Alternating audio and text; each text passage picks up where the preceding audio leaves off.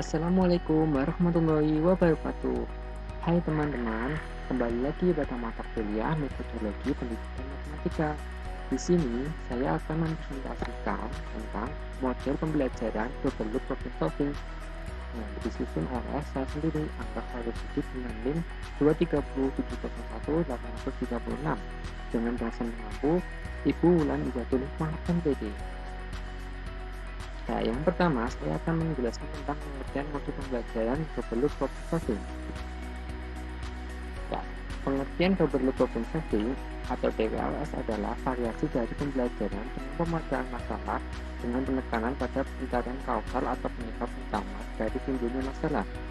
Nah, pendapat lain sudah menjelaskan bahwa PDLS merupakan pengembangan lebih lanjut dari teori berbentuk learning yang dikembangkan pertama kali oleh Archive pada tahun 1976 dan berfokus pada pemecahan masalah yang kompleks dan tidak terstruktur untuk kemudian disajikan semacam perangkat problem solving yang efektif. Sedangkan pembelajaran dengan pendekatan DPLS ini menurut Crowley adalah salah satu pendekatan yang dapat membuat satu proses penyelesaian yang dapat diandalkan. Jadi, model pembelajaran DPLS ini adalah model di mana lingkungan belajar yang di dalamnya itu menggunakan masalah untuk belajar, yaitu di mana sebelum peserta didik memulai pembelajaran, mereka diberikan suatu masalah diajukan sedemikian rupa sehingga peserta didik menemukan kebutuhan belajar mereka sendiri tentang pengetahuan baru dan sebelumnya peserta didik dapat memecahkan masalah tersebut.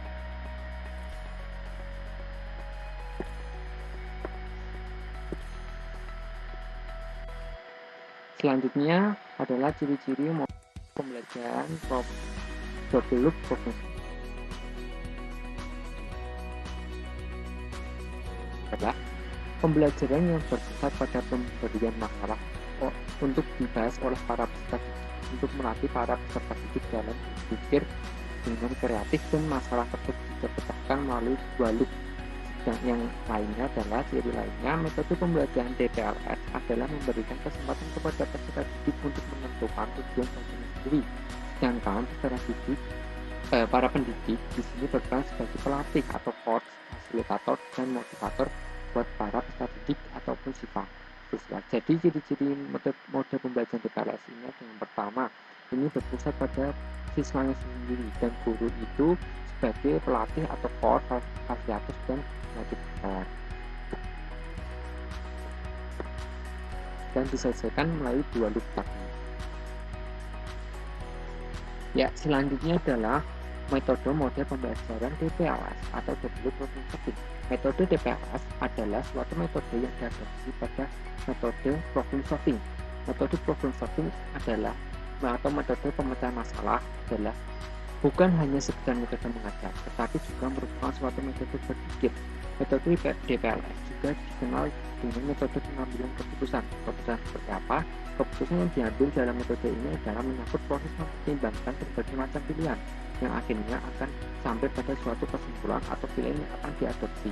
Kemudian metode DPLS juga metode pembelajaran di mana pembelajar disodorkan berupa suatu problem atau masalah untuk dipecahkan oleh peserta didik yang sebelumnya telah dibentuk oleh dalam kelompok kecil yang dibantu oleh para pendidik. Kemudian adalah pendekatan berbentuk problem solving. Nah, pendekatan berbentuk problem solving yang disarankan adalah mengakomodasi adanya perbedaan dan penyebab suatu masalah, termasuk mekanisme bagaimana sampai terjadi suatu masalah. Oleh karena itu, para peserta didik perlu bekerja pada dua loop pemecahan yang berbeda, tetapi saling berkaitan. Yang pertama yaitu loop solusi pertama, yaitu ditunjukkan untuk mengidentifikasi penyebab masalah yang paling langsung atau utama, dan kemudian merancangnya dan menerapkan solusi sementara.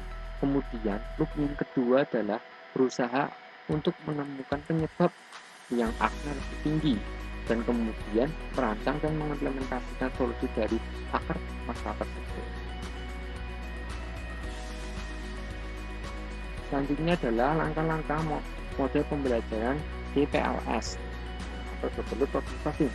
Nah, menurut Buddha, langkah-langkah model metode pembelajaran berbentuk problem solving sebagai berikut. Yang pertama adalah mengidentifikasi masalah, tidak hanya gejalanya. Pada tahap ini, deteksi yang dapat dilakukan mencakup segala sesuatu yang menjadi faktor dari masalah yang sedang dihadapi. Yang kedua adalah mengidentifikasi penyebab langsung dan secara cepat menerapkan solusi sementara.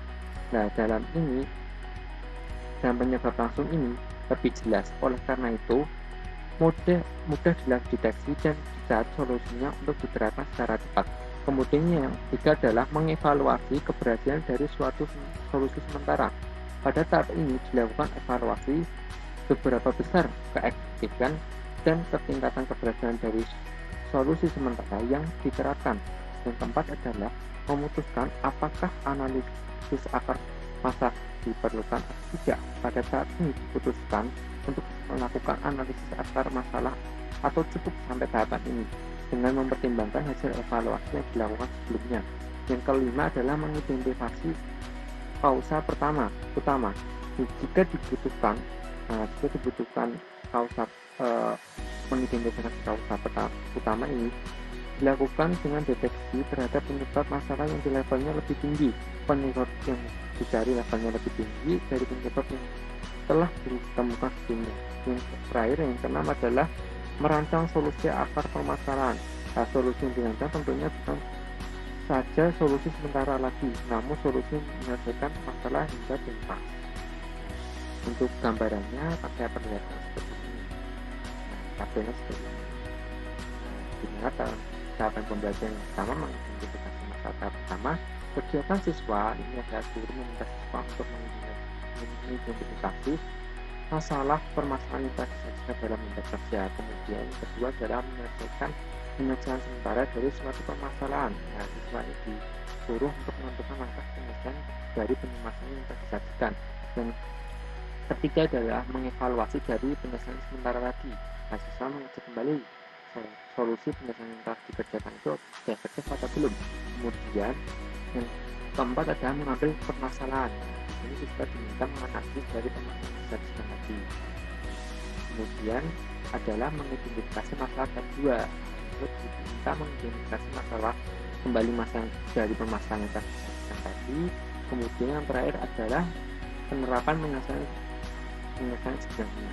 Siswa ini disuruh untuk menyelesaikan kembali permasalahan berdasarkan identifikasi masalah yang kedua secara tuntas. Selanjutnya adalah kita akan membahas tentang kelebihan dan kekurangan model pembelajaran bergelut problem solving ini. Yang pertama adalah kelebihannya. Kelebihannya adalah dapat menambah wawasan tentang efektivitas penggunaan pembelajaran bergelut problem solving untuk meningkatkan hasil belajar siswa. Yang kedua adalah dapat menciptakan suasana kelas yang menghargai menghormati nilai-nilai ilmiah dan termotivasi untuk terbiasa mengadakan penelitian sebenarnya bermanfaat bagi perbaikan dalam proses pembelajaran serta meningkatkan kemampuan guru itu sendiri. Dan kekurangannya adalah yang pertama, tidak semua pembelajaran ini dapat mengandung masalah atau problem yang justru harus dipecahkan, akan tetapi memerlukan pengulangan dan latihan. Nah, misalnya adalah pelajaran agama mengenai cara pelaksanaan sholat yang benar, cara berwudu yang benar, dan lain-lain. Ini kan tidak mengandung masalah atau problem, tapi yang diperlukan yaitu penerapan secara langsung. Yang kedua adalah kesulitan mencari masalah yang tepat atau sesuai dengan cara perkembangan dan kemampuan siswa. Yang ketiga adalah banyak menimbulkan resiko, terutama bagi anak yang memiliki kemampuan yang kurang. Kemungkinan akan menyebabkan rasa frustasi dan kegagalan batin dan memecahkan masalah-masalah yang mustahil dan mendasar dalam agama. Yang keempat adalah kesulitan dalam mengevaluasi secara tepat mengenai proses pemecahan masalah yang ditemui siswa. Dan yang terakhir adalah memerlukan waktu dan perencanaan yang matang. Sekian penampilan dari saya, kurang lebihnya dan salahnya saya mohon sebelumnya.